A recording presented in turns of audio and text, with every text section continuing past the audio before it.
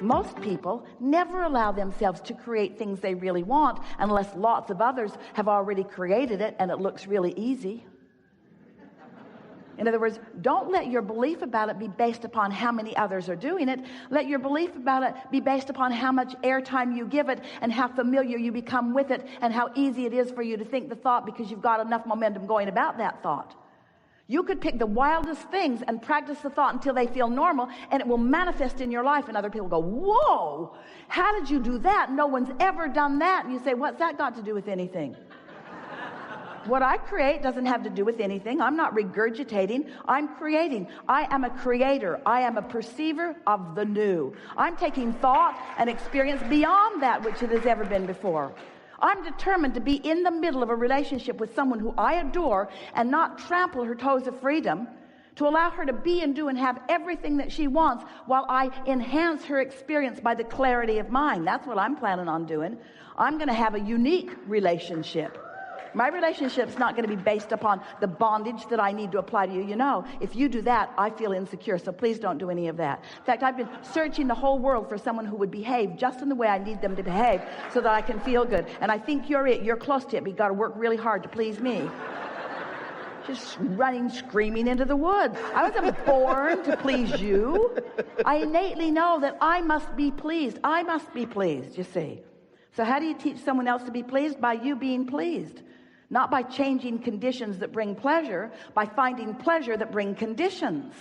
That's deliberate creating, you see. If you are enjoying the evolution of your own desire, that does mean you're keeping up with it. It means that you are identifying through the variety that you are living new desires, and that there is not a big gap in terms of what you believe about it. Because if you have a desire that you doubt, you're not enjoying the expansion of your desire. If you have a desire that you believe, then you are. And a belief's just a thought you keep thinking, isn't it? So the key to the happy life that you want and that you deserve is to allow the contrast to continue to hatch new desires within you. In fact, those are not exactly the best chosen words, because you can't help but allow the contrast to cause your desire to expand, because it's just going to happen. You can't slow that down. That momentum you started even before you came into this physical body. That's why you came into this physical body. So that's a long time momentum that you're not going to slow down. You're hatching desires constantly. But there is a big question. Are you keeping up with the desires that are being hatched from the life that you're living? Are you keeping up with it? Which means, do you ask for something, I'd like more money, and then do you contradict that desire all day long with facts? Don't have enough, never had enough, don't know anybody who's got enough, tired of not having enough, wish I had more, not fair that I don't have enough, life is hard. If you're contradicting your desire with statements of fact, now we really want you to hear that, because what is always 100% of the time contradicts the newest leading edge desire that you have launched. What is always contradicts what's in the process of becoming, because what's in the process of becoming is uniquely new. So anytime you're focused upon what is, you're slowing down what's coming. Now, let's be clear about this. By the what is that we just meant just now when we said what is, that what is the what is that you usually mean when you say what is, which is what is already materialized, what is already manifested, or a better way of saying it is, what is it that other people can see about my life experience? What has materialized, manifest, actualized to the point that we are interpreting it through our physical senses? So we want to help you to understand that yes, you create your own reality, and yes, you can control the vibration that you're offering, and yes, if you do it in the early stages of momentum, it's easier. The thing we most want you to understand is that while you are sleeping, your momentum subsides. So every morning when you awaken, you have the opportunity to begin the momentum the way you want it to begin. You can send it off in the direction of your desire. Sometimes, usually, often, every morning when you wake up, we're so funny. When you wake up in the morning, often you begin the thought process from where it was before. It's sort of like reorienting yourself. Oh yeah, here I am. Esther quite often is wondering where she is when she wakes up. Bathroom is hard to find when it's in a different place every day. So you wake up and you orient yourself about where you are. And then you usually begin the activation of the things that were going on yesterday, which means there is a continuum from day to day that doesn't change, but it could if you wanted it to. And these are some of the things that we want to visit with you about today. We want you to leave here knowing for sure that you do create your own reality, because you do emit a signal, and because law of attraction responds to the signal, and that things that then match that signal are then realized by you. We want you to leave here today knowing that you are a transmitting and receiving mechanism, and that the thoughts that you think you're thinking are thoughts that in some cases you are projecting, but in most cases you are receiving, because there are not original thoughts. Now there are too many thoughts that have been thought. There is too much momentum in the thinking. The evolution of who you are is so far down the road. You are pure positive energy. You are genius creators in these magnificent bodies. You are here creating your own reality with great reason and purpose. And the momentum that has come before is this wonderful ride that is carrying all of us forward, forward, forward. So you are not thinking new thoughts, but you are choosing the direction of the thoughts that are being received by you. Just like tuning your dial. Esther listens to Pulse Radio. She really likes the variety that is there. She has a lot of preset buttons in her cars, and every now and again she just pushes another button and pushes another button and pushes another button, but she's pretty sure of generally what's going to come. She's choosing in some ways a little bit of momentum with lots of options to make new decisions along the way. And that's the thing that we want you to understand. You've got a lot of preset buttons, and some of them are serving you really well, some of them not so well. So go there. Think about how that feels. Think about how that feels. Think about it when you first wake up in the morning. Think about how that feels.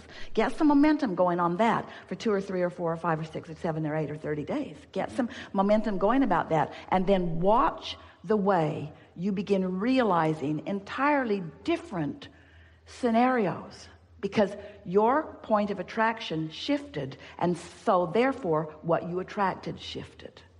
So now, here's something else, and this is really good. You're really, really going to like this. So, as you got that just now, you all felt it in one way or another. And it sort of gave you a sense of, here I am, the center of my universe, and I'm attracting from the environment around me these kinds of people: clear-minded, fun, inspired, creative, happy, expansive, others. Ooh, doesn't that feel like a good crowd? Mm-hmm. Oh, there you are. So it feels interesting that here I am, a person, and I've attracted a person, a person, a person, a person, a person, and I got a good party going on. What we would like you to realize is that there's a potential party in everybody you know. So when you get there, then you attract it from that one and that one. In other words, you're not looking for a whole different group of people.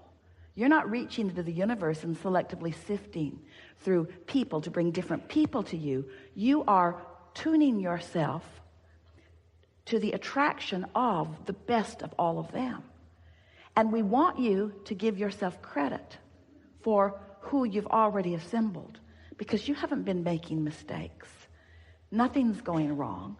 You're in the process of molding this into place.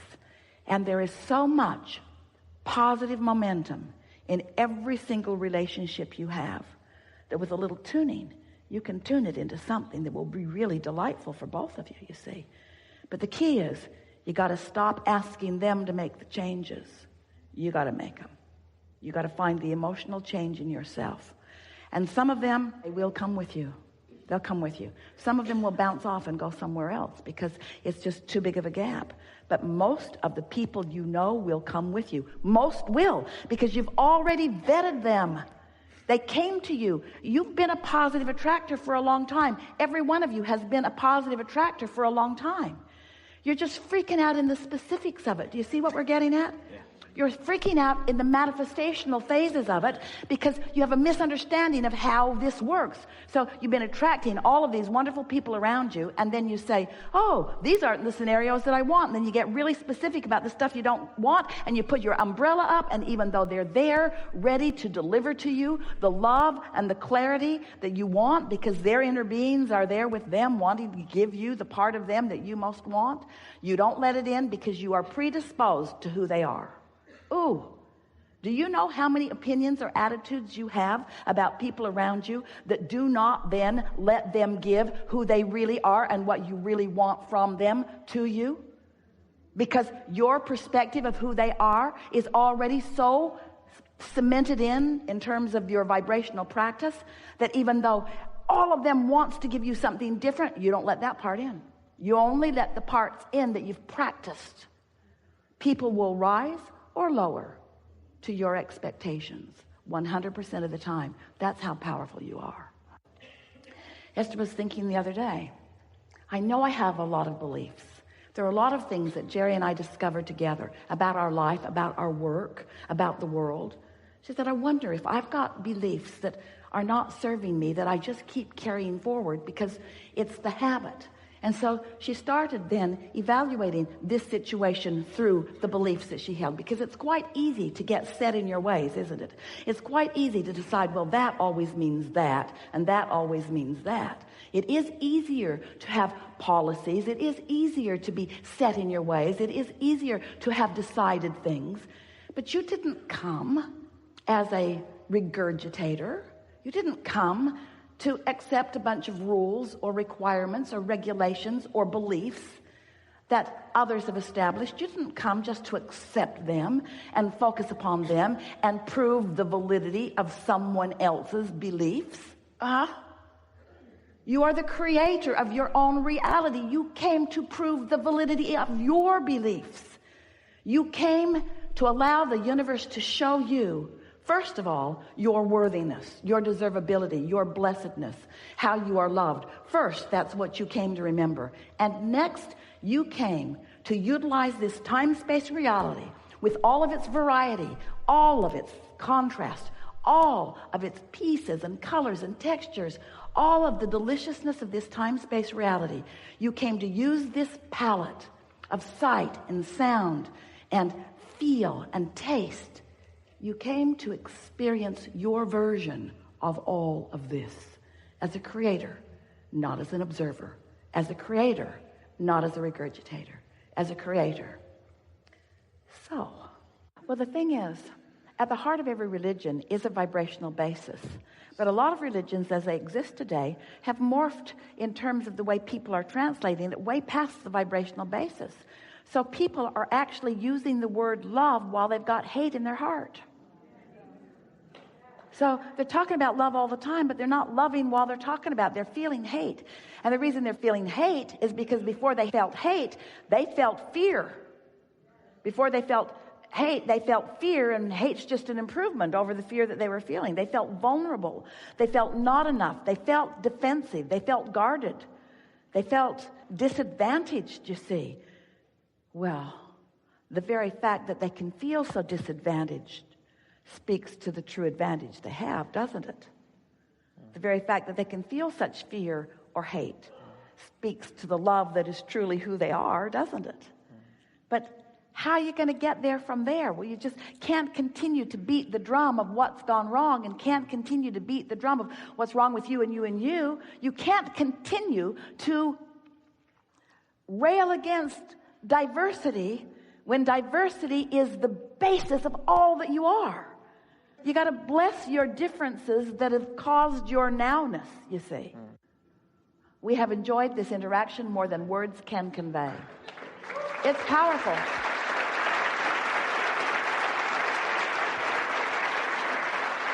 This is co-creating at its best. The best of you rendezvousing and bringing the rest of you up to speed. There is great love here for you. And as always, we remain stubbornly in your vortex.